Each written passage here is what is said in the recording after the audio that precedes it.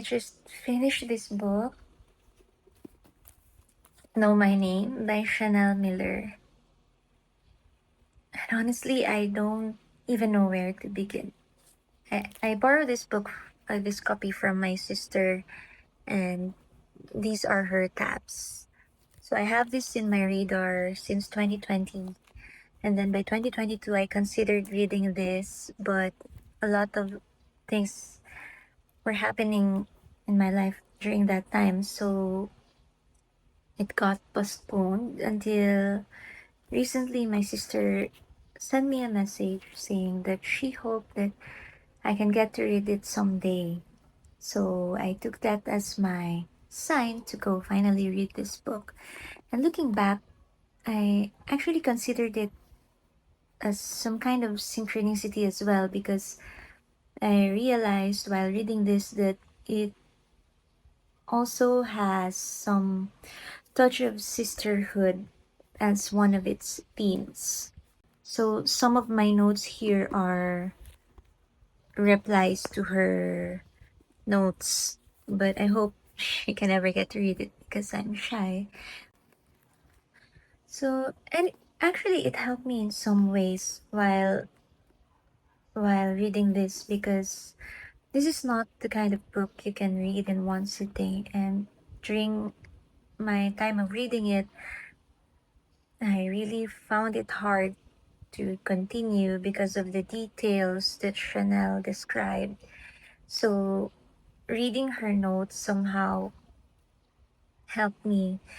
It gave me a sense of having a companion while reading it. I read this for 3 months. I started it around like March, and then I just finished reading it by the end of June. And at some point, I didn't want to finish it because, like what I said, it's hard to deal with. And I think it was during the chapters where she was writing about the beginning of the trial when I stopped reading this.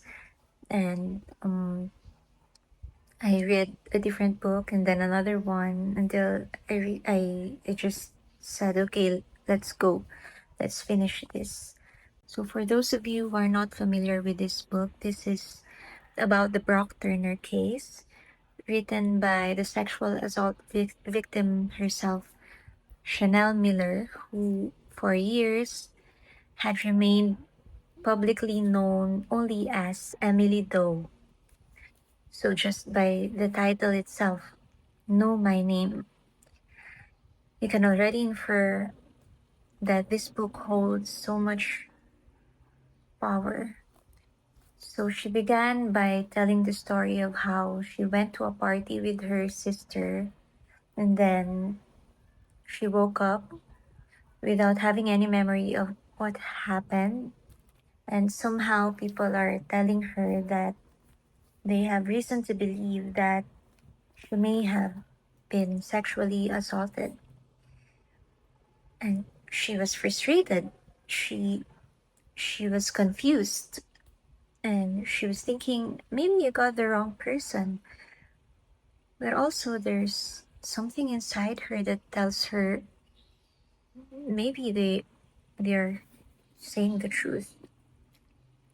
But she just wanted to go home. She just wanted to find her sister and forget everything else. And that's how it started.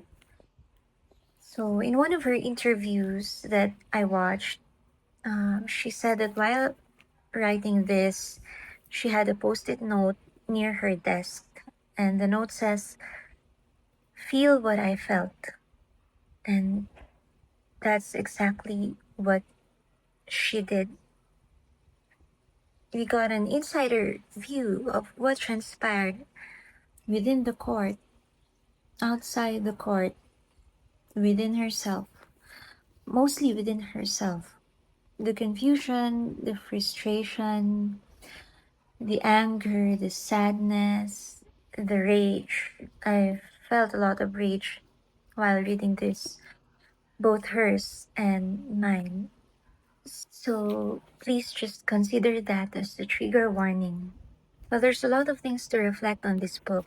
First, that justice here on earth is subjective. It's a very personal thing.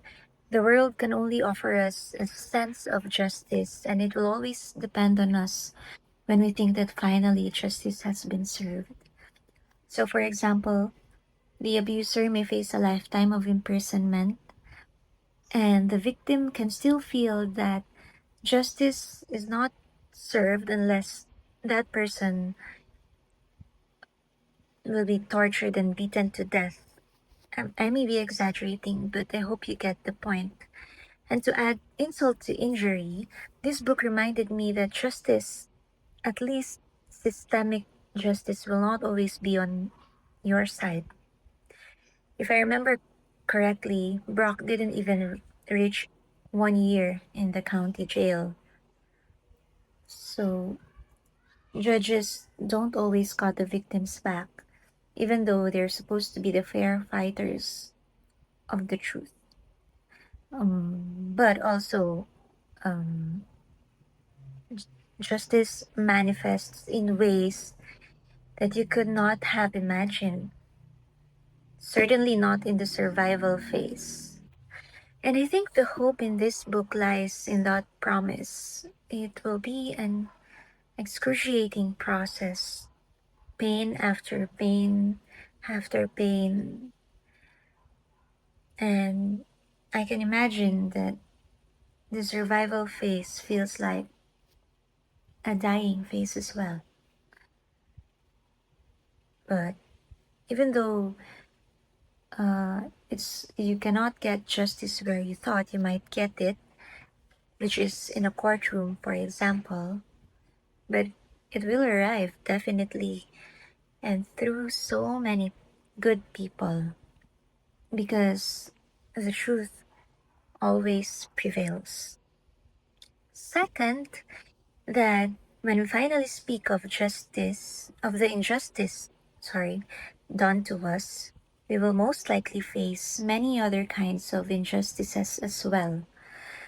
For instance, victim blaming, shaming, or the denial of its existence. While I was reading this book, I keep remembering a passage from Judith Herman's Trauma and Recovery. So, this was published in 1992. Judith Herman is a psychiatrist, and early in the book, she says, in order to escape accountability for his crimes, the perpetrator does everything in his power to promote forgetting. Secrecy and silence are the perpetrator's first line of defense. If secrecy fails, the perpetrator attacks the credibility of his victim. If he cannot silence her absolutely, he tries to make sure that no one listens. And then later on, she writes, after every atrocity, one can expect to hear the same predictable apologies. It never happened. The victim lies. The victim exaggerates. The victim brought it upon herself. And in any case, it is time to forget the past and move on. The more powerful the perpetrator, the greater is the prerogative to name and define reality, and the more completely his arguments prevail. It's I think, the most cruel form of injustice after an assault is the blatant distortion of truth, the manipulation of reality, the attempt to dismiss it or to minimize it, to make the victim question her own truth. And what's enraging is the awareness that it's actually the blueprint of an oppressor to deny the truth and save their reputation, to save face, avoid accountability, offer half baked apologies or no apology at all, to claim that he has conscience but cannot admit to the truth of what happened and cannot accept accountability. Well, he's just deceiving himself. Third, that there seems to be a good victim and a bad victim. A lot of times, Chanel described being asked questions that are not even relevant to what happened.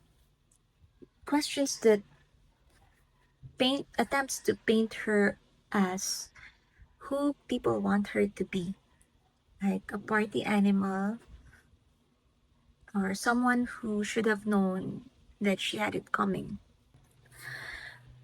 And fourth, that the trauma of the victim becomes the trauma of the family. And that may be the saddest thing about it. And